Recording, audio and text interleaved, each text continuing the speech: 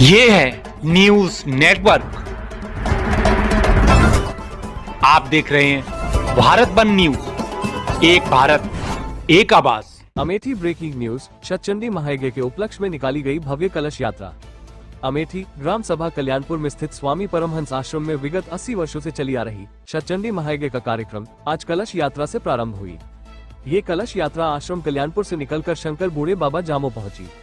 वहां से पूजन अर्चन करके वो कलश यात्रा सीधे सिद्धपीठ सिद्धारस धाम हरगांव गई। वहां स्थित कुंड का पवित्र जल लेकर वापस आश्रम कल्याणपुर में आकर संपन्न हुई। कलश यात्रा में राष्ट्रीय कथावाचक स्वामी औचित्यानंद जी महाराज, आश्रम के महंत स्वामी राघवेंद्र चैतन्य दास का लोगों ने जगह जगह भव्य स्वागत किया।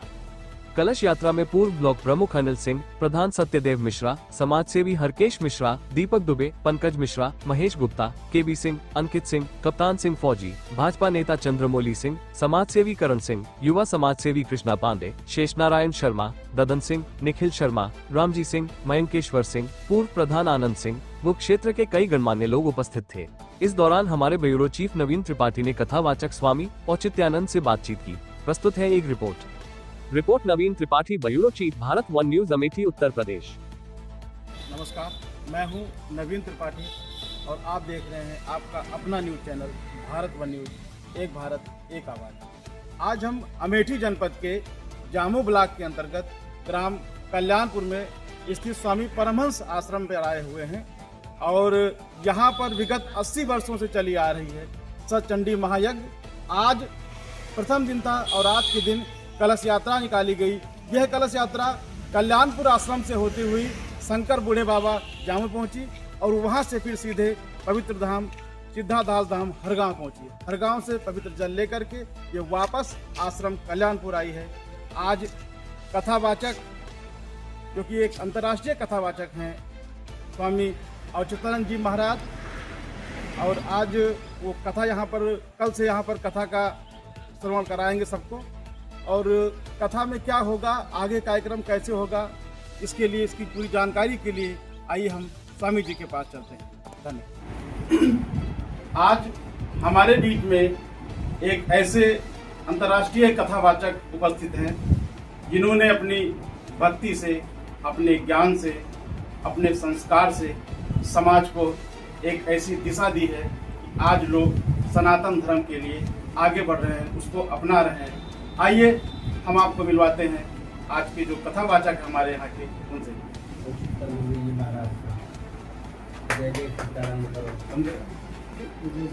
महाराज जी, आप अपना परिचय बताइए।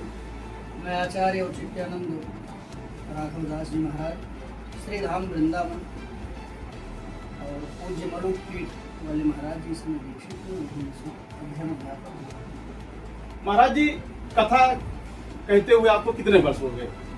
लगभग 11-12 वर्ष हो गए। इन 11-12 वर्षों में आप लगातार कथा कर रहे हैं क्षेत्र में, समाज में, तो क्या लगा आपको कि लोग जागृत हुए हैं कि नहीं जागृत हुए अभी?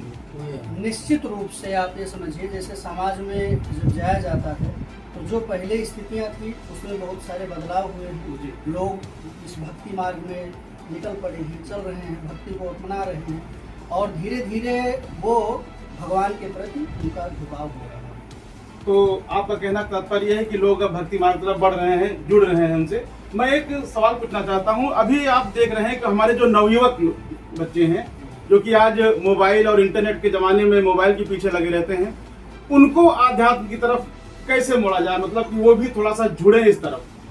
देखिए, इसके लिए सबसे ज्यादा आवश्यक, इसके सबसे ज्यादा उत्तरदायी उनके माता पिता। जी जी। माता पिता को व्यवस्थित रूप से बच्चों को बैठा करके आधे घंटे, 10 मिनट, 15 मिनट, जो भी समय हो, उनको कुछ बातें बतानी चाहिए। और बातें ही नहीं बतानी चाहिए, अभी तो यह भी विचार करना चाहिए कि वो धीरे धीरे रामचरितमानस, जो आसानी से पढ़ सके जिन ग्रंथों को, जैसे और जो 18 पुराण हैं वो सब संस्कृत में हैं, उन ग्रंथों को पढ़ पाना थोड़ा कठिन है। लेकिन रामचरितमानस हो गया और तुलसीदास जी के ही कृत है जो पदावलियाँ हैं, और जो अच्छे अच्छे संत हुए हैं उनकी जो पदावलियाँ हैं, यदि उनका अध्ययन करेंगे, उन बातों को ध्यान देंगे, तो धीरे धीरे उनका मन अपने आप भक्ति मार्ग में लगेगा और उनका भी मार्ग सुदृढ़ हो जाएगा, अच्छा हो जाएगा, सुदृढ़ हो जाएगा। बहुत अच्छी बात बताई आपने कि अगर हर घर में माता पिता अगर अपने बच्चों का ऐसे ही देखभाल करें, उनको भारतीय संस्कृति के बारे में बताएं, वो भी इधर मुड़ेंगे। और महाराज जी, आपसे अंतिम सवाल ये करना चाहता हूँ मैं कि अभी जो यहाँ भागवत कथा आप कल से प्रारंभ करने चल रहे हैं, तो क्षेत्र की जनता से आप क्या अपील करना चाहते हैं? देखिए, इस क्षेत्र का यह गौरव रहा है और जो यह स्थान है श्रीमद स्वामी परमहंस महाराज जी की जन्मस्थली है, बड़ा ही दिव्य स्थान है। और इस स्थान में तो कहने के लिए कुछ बचा ही नहीं है, क्योंकि स्वामी परमहंस महाराज ही इतने देदीप्यमान थे, उनके अंदर वो प्रतिभा थी कि जिससे पूरा क्षेत्र उनसे जुड़ा हुआ है। किसी को जोड़ने की जरूरत नहीं है, किसी को बताने की जरूरत नहीं है।